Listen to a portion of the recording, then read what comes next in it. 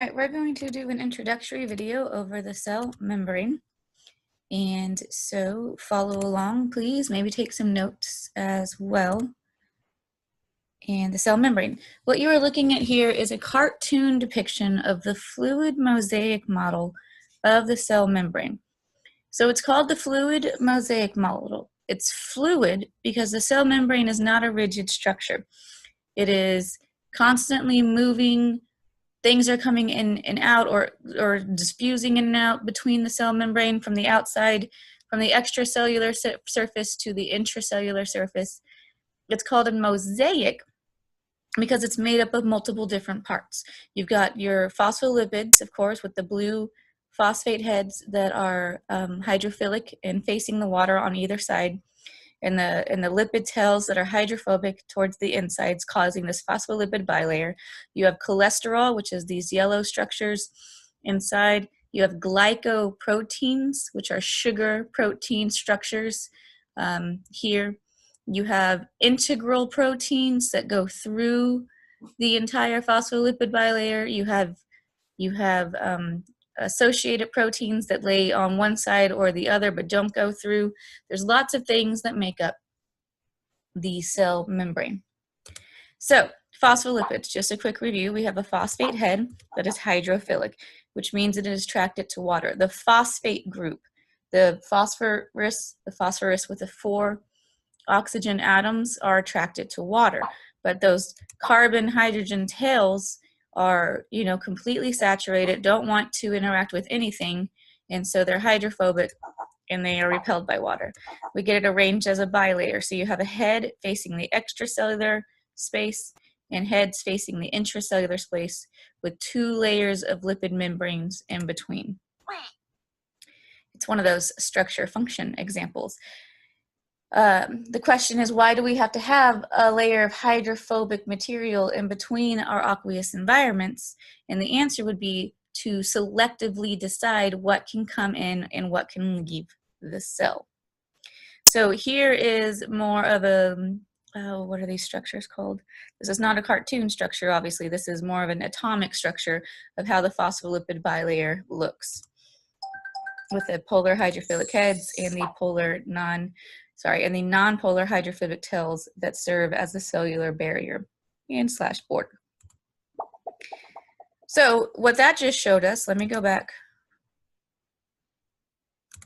is that lipids, remember, so lipids can actually travel through the lipid bilayer. If they can get through the phospholipid heads, then they easily diffuse through that lipid bilayer. Sugar is a huge molecule, so it cannot easily pass through this lipid bilayer. Water has that polar covalent bond to it, so it's got slight charges on either side, and so it has a hard time passing through the lipid barrier because it is charged. Salt, also charged, Na+, Cl-, can't pass through without help. And wastes also need help. A cell membrane separates a living cell from its aqueous environment. It's a thin barrier that controls traffic in and out of the cell. It allows some substances to cross more easily than other substances, as the previous slide was just denoting. So hydrophobic stuff, nonpolar versus hydrophilic polar stuff. So the small nonpolar molecules will find easily pass through. Large polar molecules can't. They have to have facilitated help. We facilitate that help with protein channels that allow this semi-permeability of the cell membrane. These protein channels can selectively decide what comes inside the cell or what leaves the cell. The protein channel is going to be specific to what is trying to leave or enter the cell. So you're going to have a channel specifically for sodium ions, and a channel specifically for water, and a channel specifically for whatever the large molecules are going to be, whether they're sugar or they are some sort of waste product. So yes, specific channels allow specific material across the cell membrane. So that light greenish lemon color was for sugar, the pinks for amino acids, the blue for water, the gray for salt, and the yellow for ammonium, which would be a waste product. Cell membranes are more than lipids. That's why it's called a mosaic. You have transmembrane proteins embedded in the phospholipid bilayer. Remember, I told you they were integral or accessory proteins. This creates those semi-permeable channels, permeable being spelled wrong there. So instead of just being lipids with stuff on the top and bottom, you actually have proteins that travel through the entire membrane.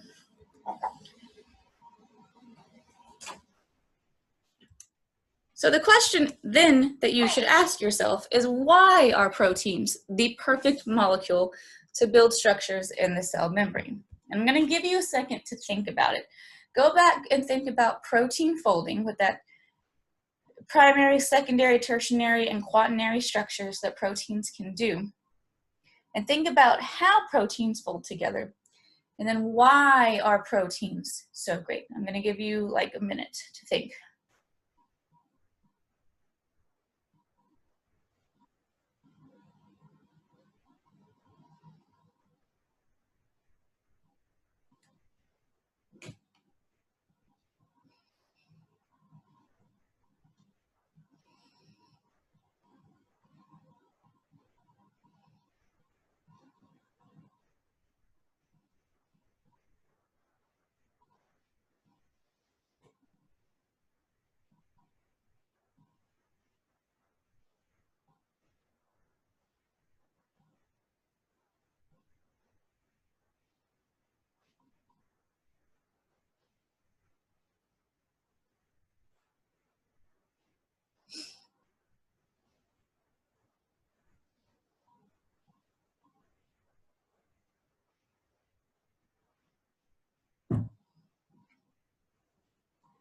Okay, the answer that should occur to you has to do with how a protein has to interact with the phospholipid membrane. Because remember, the outsides are going to have to be polar, both the outside extracellular and the extra inside intracellular, but that layer that actually embeds through the lipid membrane is going to have to be nonpolar.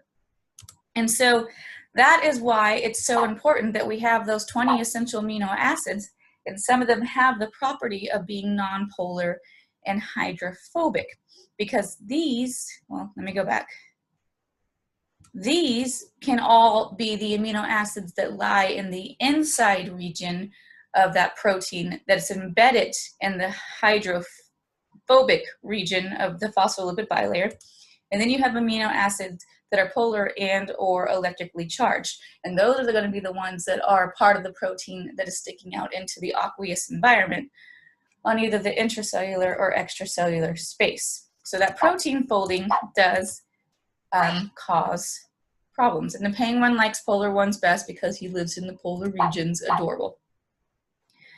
So protein domains will anchor the molecule. Within the membrane, the domains have to be nonpolar and hydrophobic. And those will anchor to the phospholipids and to each other that are running through that hydrophobic layer. And the outer surfaces will have to be polar and hydrophilic, and because they are interacting with the aqueous environment. We have examples. For example, this aquaporin water channel in bacteria. We actually have aquaporins in our cells as well, in every cell, but the bacteria aquaporin is going to be different. But all the extracellular layers have to, and intracellular layers have to interact, and you have this one small region of hydrophobicness to be embedded in the lipid bilayer. And the reason it's so small is because water is electrically charged. Well, it has the polar charge, and so it can't easily pass through a whole non-polar region. So that's how that functions. And water goes in and out without any energy going. It's facilitated diffusion. Water doesn't need energy to be pushed in and out. It flows along its gradient. And here you have a protein pump channel in photosynthetic bacteria. This would be in the chloroplasts in the thylakoid cells, which are going to create this hydrogen proton excessive buildup on the outside to drive ATP synthesis on the inside. So remember, go back to protein folding and biomolecules. They go through conformational changes to change shape. Membrane proteins have many different functions. Depends on what they need to do. You have a transporter to get from one side to the other. You have those that are enzymatically driven, and they will have to do a conformation change. They have to be like turned on. You have cell surface receptors and signaling and antibodies, and those are all really important. You have cell surface identity markers to identify your cells which belong in your body from cells which don't belong in your body.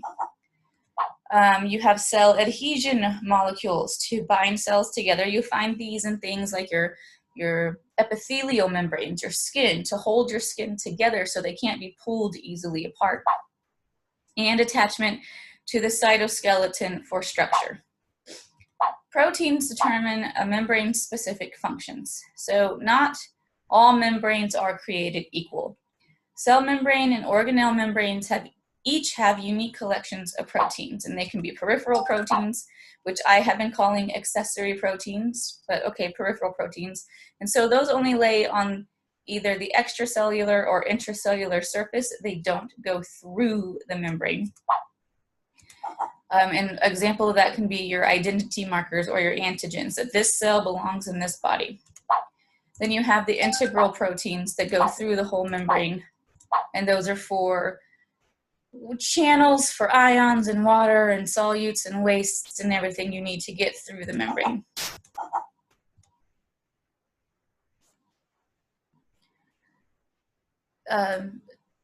We found out in 1972 that cell membranes are more than lipids, thanks to S.J. Singer and G. Nicholson, and they're the ones who ended up with this fluid mosaic model. So they realized that the cell membrane has to be made up of more than just phospholipids, and they're absolutely correct. They were correct. And you can see all the things. Let me keep clicking until I think, nope, I always go one too far. You can see all the things that are in the fluid mosaic model. Peripheral proteins and filaments of cytoskeletons and everything on the inside for structure. This is the cytoplasm, this pinkish orangish area. Cholesterol, I've already pointed out, the phospholipids, glycoproteins and glycolipids. I did forget about glycolipids, and those are sugar lipids, obviously. And then your transmembrane proteins and your peripheral proteins. Membrane carbohydrates play a role in cell-to-cell recognition. You have to be able to distinguish self from non-self, or you will create an autoimmune disorder, and these are actually rather common, where the body starts attacking its own cells for really no reason, except that they've lost the ability to identify their own self cells. It's important in organ and tissue development and a basis for rejection of foreign cells by the immune system. And so you also have to suppress this part of cell-cell recognition when we do things like organ transplants, and when babies that are Rh positive are being grown in Rh negative mothers. All right, so that is the introduction to the cell membrane. If you have any questions, please make sure you ask. I hit the wrong button. Hold on.